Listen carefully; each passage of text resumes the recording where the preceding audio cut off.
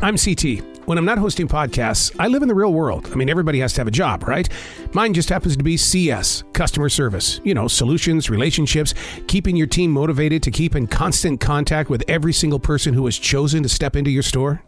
Episode number 83, Lost Car, Security Checkout, and the Mysterious Blue Van. This is C.T.C.S.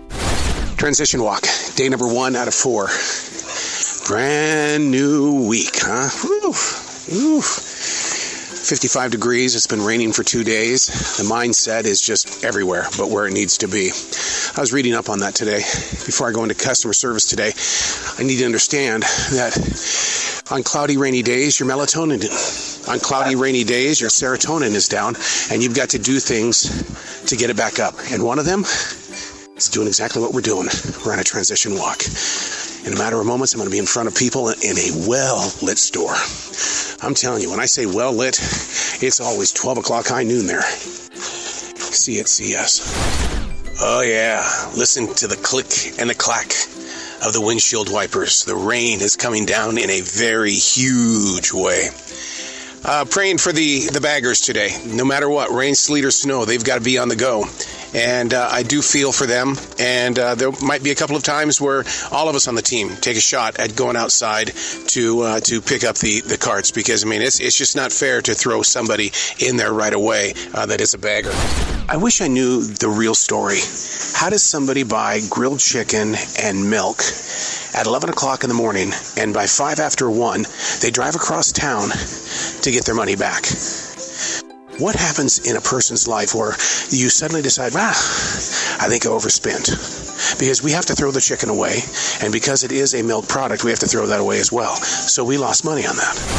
We're outside. We got a situation. We have a guest that can't find their car. We're going to walk the parking lot. I mean, she's pretty injured. I mean, she thinks somebody has stolen her car. So we're going to walk it with her, with the key fob, and see what the situation is here. Here's an update on the situation. It's coming down really hard out here. And we still can't find the car. We're drenched. There's a total of 4 people on this right now, including our manager on duty, and we're trying to figure out exactly where her car is. We've been up and down every aisle. Please don't let this be a stolen vehicle.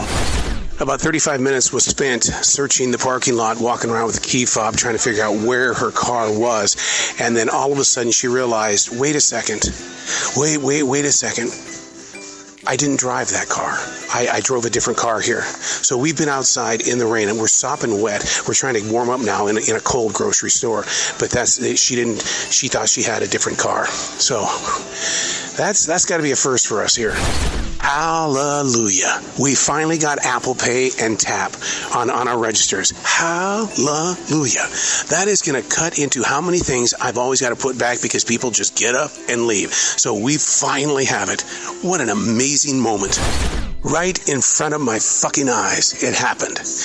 We knew that they were going to steal it. We knew that they were going to take that full basket, but we expected them to run. But this is the way that they did it. This is the way that these thieves are doing this. They go up to the self-checkout. They do go chink, chink, chink, chink, chink. They get $277 worth of merchandise. And then the woman walks outside, and she says, I'm going to go get the credit card. The guy's sitting there with his own credit card, working it. And then all of a sudden, the guy just walks out. I said, no, you can't go. I'm going to do whatever the hell I want to do. And he just walks out. And I asked for security. Security doesn't even chase the guy down.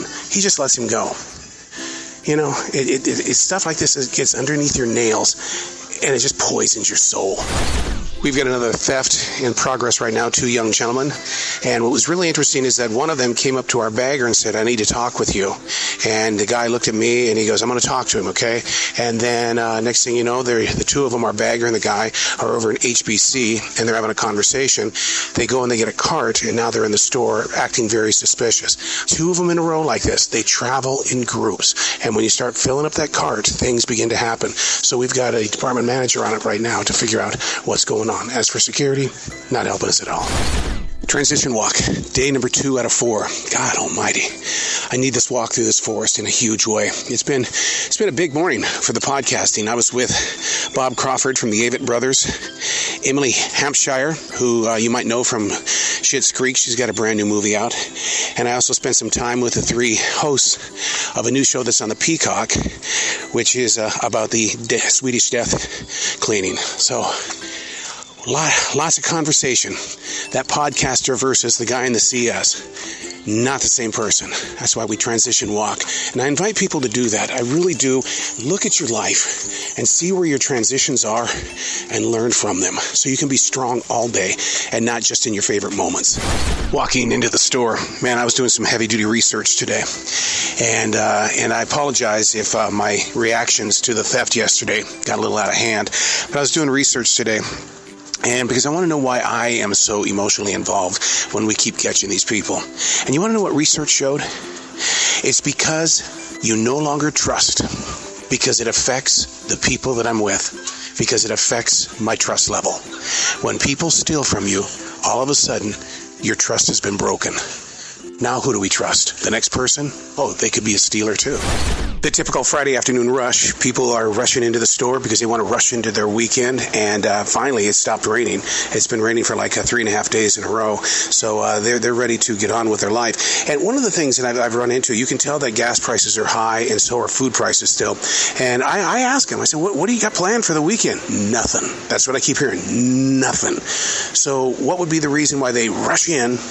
Oh, I get it. They rush in so they can hurry up and get home to do nothing. There's rumors about you, man.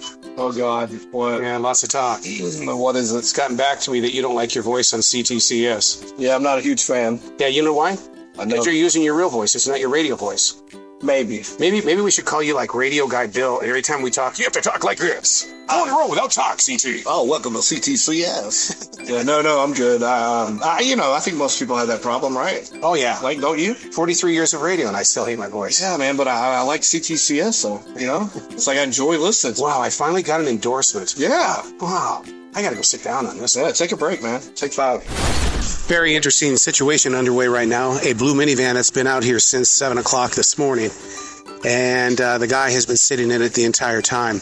A car was hijacked pretty much earlier today, and they're trying to figure out, what's up with this blue minivan. In fact, I'm looking at the van itself right now. It's kind of a beat-up old van. And they're wondering if maybe the person is just looking for certain cars, and then he makes the phone call of, hey, look, go pick up that new Kia or whatever. So we're going to keep you posted on this one. Something's up with the blue van. We're getting an update on the blue van. Still sitting there. Still sitting there, yeah. And he's been there 7 hours. And then here comes the guy that steals with his mother. Oh, this is gonna be a great day. Oh, yep. Leroy. Here comes Leroy. So, yep. All right. So that's gonna be our Friday for us. New guy Bill called security for the shopping center. What'd they say? He basically asked me where the guy was, what the description. He said, you want me to tell him to leave?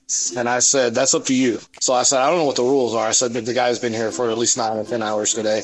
I was like, he's just sitting in his van. I don't know what the hell he's doing, but no one should be sitting in a shopping center for 9 hours with the window down looking around. I don't know if he's looking to abduct a kid, a woman. We had a car stolen today. I don't know if he's spotting for those people and going, hey, this is a car we're stealing. Somebody just pulled it. You know what I mean? Mm-hmm. So he needs to move along.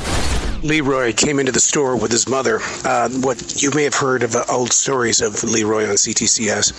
because he was banned from the store for just consecutive amounts of shoplifting.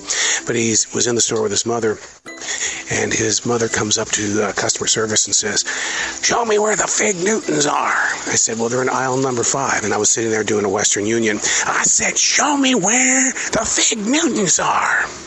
And I very calmly replied, I can't leave this post right now because I'm doing a Western Union. I would be more than happy to take you over. Shut up. Show me where the Fig Newtons are. So I called somebody up, but it's like, wow.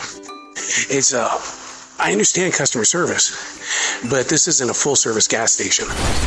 All right, so you have no idea what I'm getting ready to ask you. Oh, God. So you just dealt with a mother and a child, right?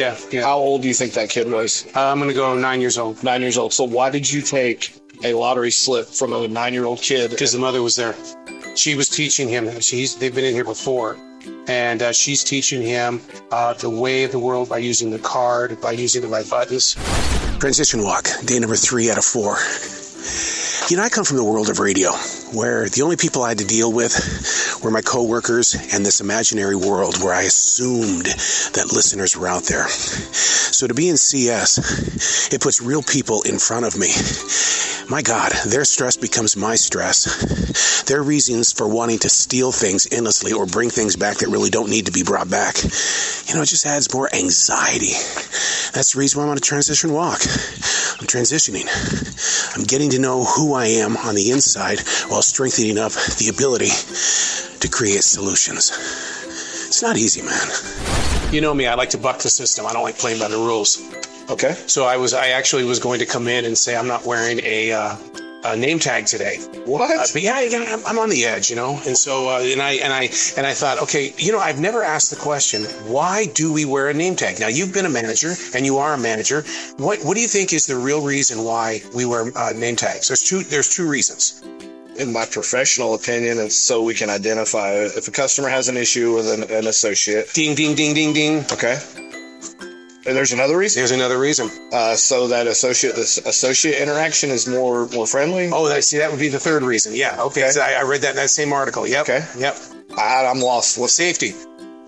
In regards to safety, that what happens is that if something were to happen to you, they would identify you immediately by name. So through safety.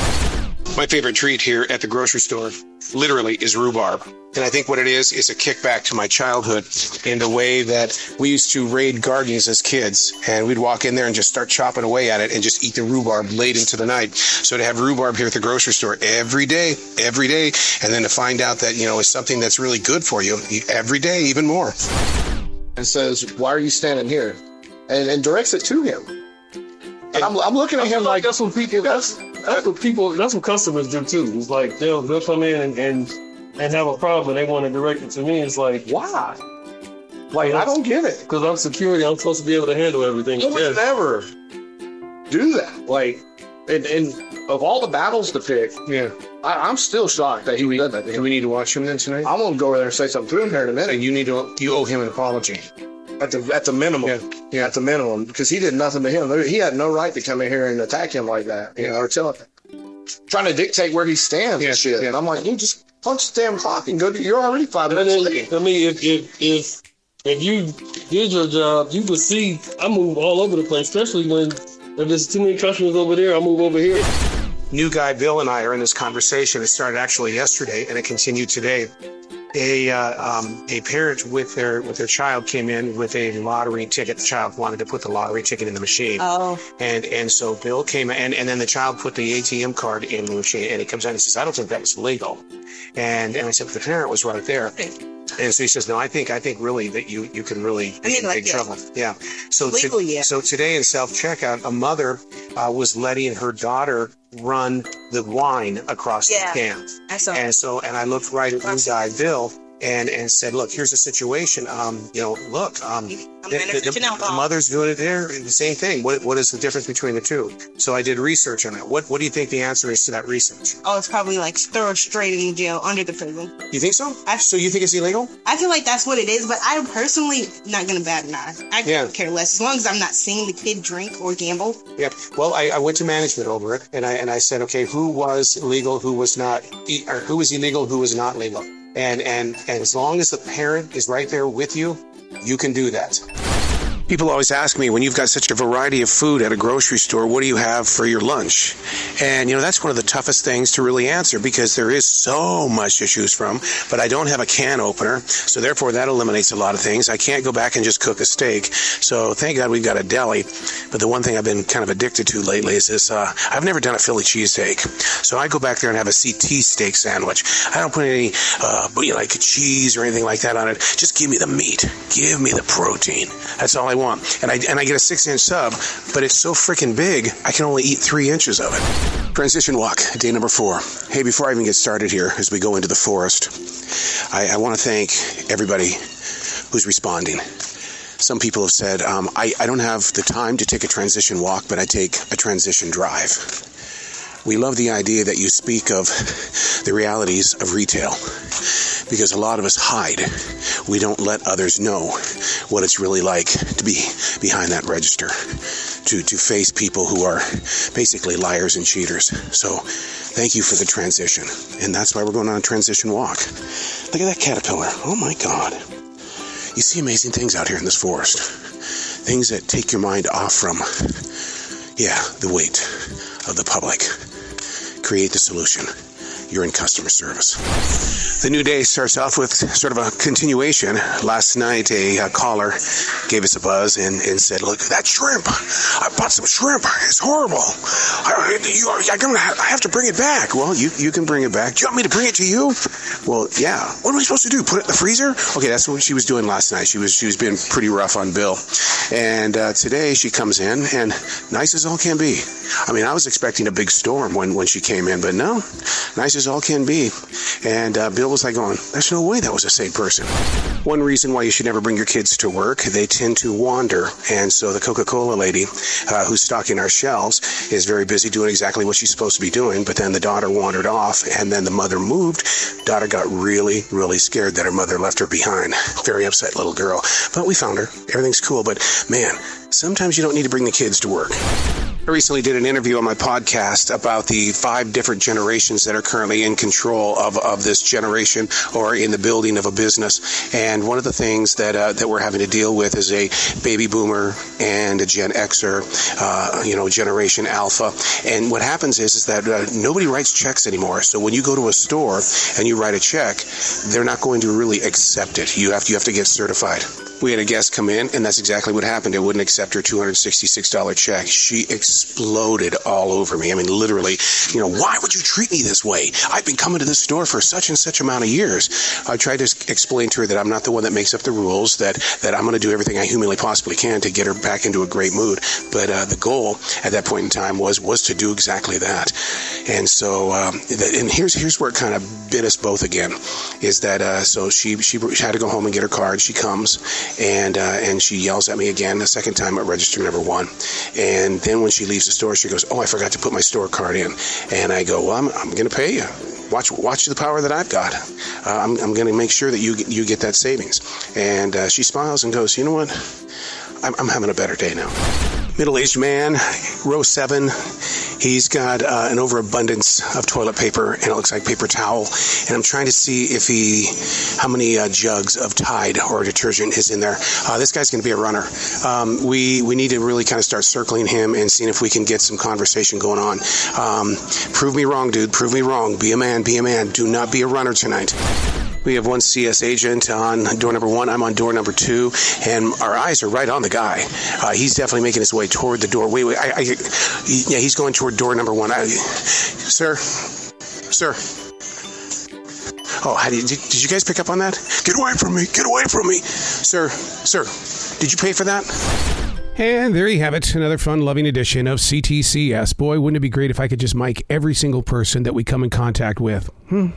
Maybe one day. But anyway, hey, if you are in retail, keep doing what you're doing. You're connecting people to people to people to people. This is our community, C.T.C.S.